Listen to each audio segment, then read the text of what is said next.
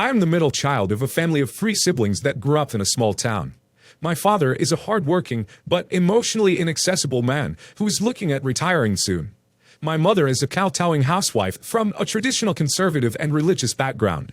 They raised me, and I love them, but they have always considered me a disappointment.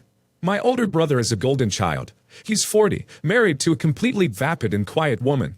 They have 2 boys, both into sports, punching, and I think they are complete brats. My brother's job has been mainly selling cars, and he works at a dealership nearby. As an adult, he took on this "I am a mentor to the handicapped" attitude around me, like I am mentally deficient, and should be grateful to his charity towards me. Most of his advice is just torment in another form, a chance to boast about his cars, big house, trophy wife, 2 athletic kids, powerboat, ATVs, and all that. I was the kid who cried too much and made excuses. To be fair, I didn't do that well in school. I was picked on and made fun of because I wasn't a huge redneck jock like most kids in this town. I have asthma, which my parents don't believe is a real thing, suffered depression since I can remember, and was never able to run in a straight line, much less toss around a football. My parents were always expressing their frustration and why I was never as smart or outgoing as my brother. I graduated school with a disappointing 2.5 GPA, used my own money to go to college, but dropped out on the second year. This was always brought up to me in conversation. My little sister was a golden princess. I don't have much to say about her, because I moved out of the house when she became a teenager, so I feel like most of my feelings about her come from an adult point of view.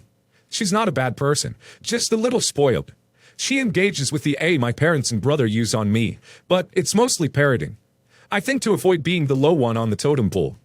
She married at 19, had a grand wedding, and has 3 kids of her own. The only one I like is her middle child, and I am sure it's projected sympathy. Because she reminds me of what it was like to be the middle child, and she is always getting picked on. I was always an antisocial and awkward nerd. After I dropped out of college, I worked at a gaming and comic book store, which has been out of business for over 7 years, but my parents kept using it in present tense.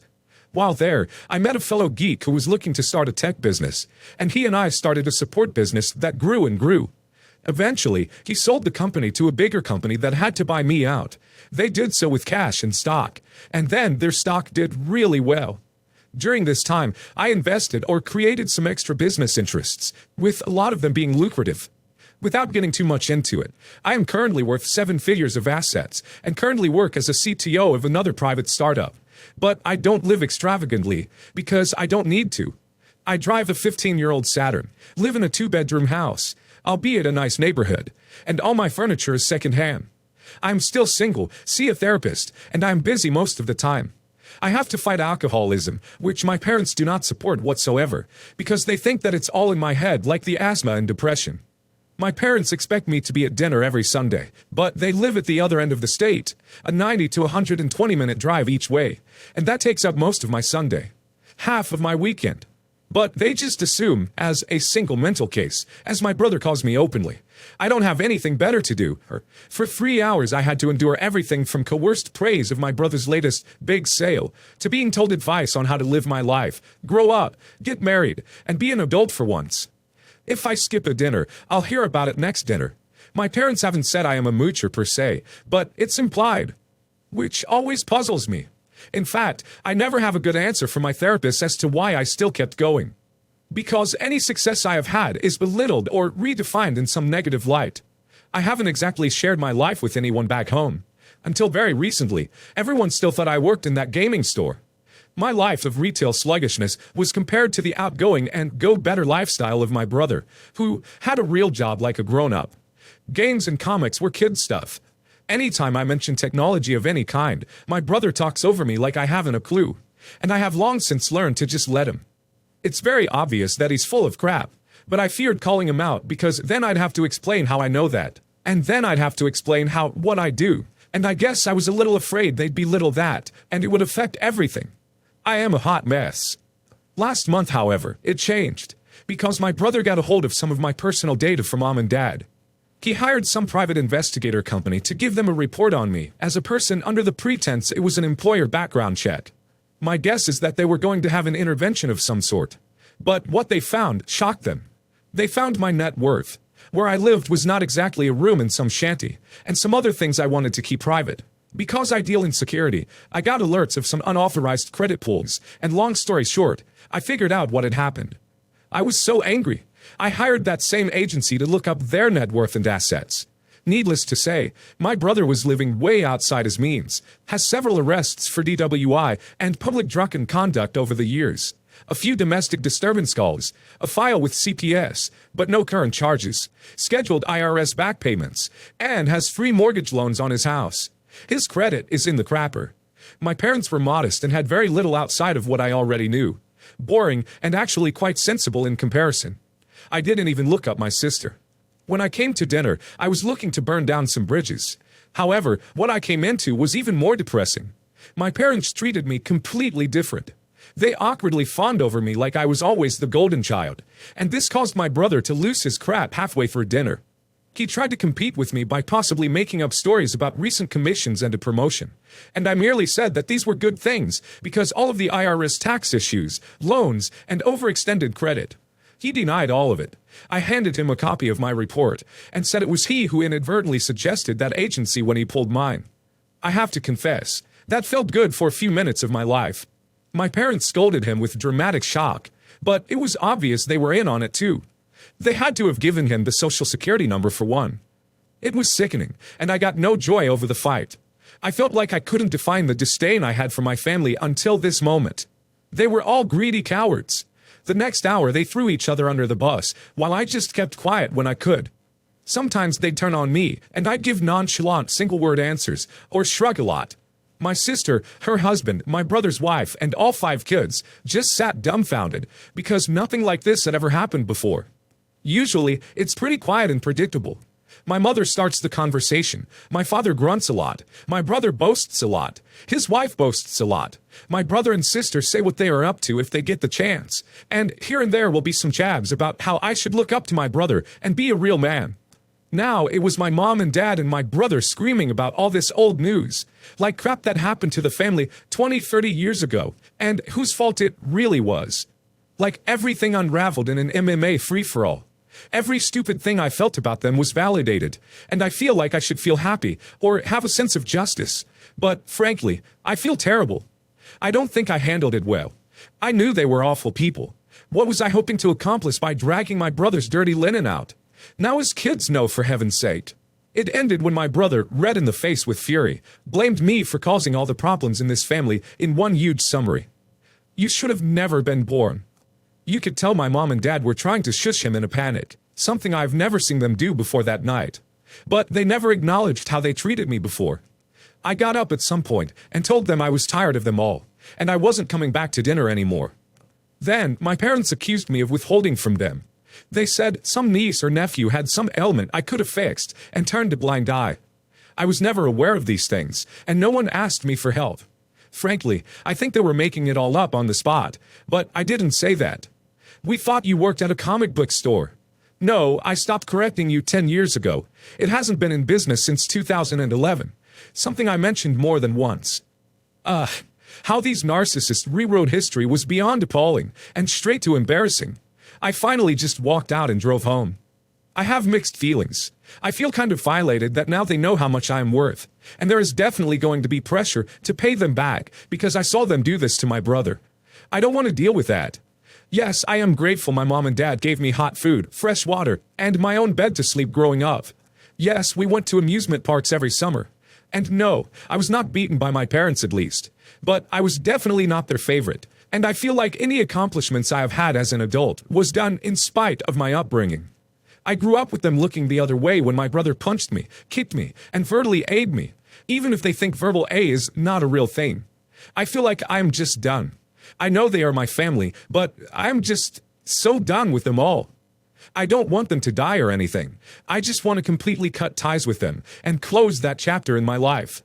Of course, if I get a girlfriend and want to get married and have kids, how am I going to approach that? Go no contact. The only reason they wanted you around before was so they could belittle you to make themselves feel good. And the only reason they want you around now is to get some of your money. Your family is no reflection of you. Frankly, they all suck. You are not a loser. You actually sound like a pretty neat person who got the raw end of the deal when it came to family.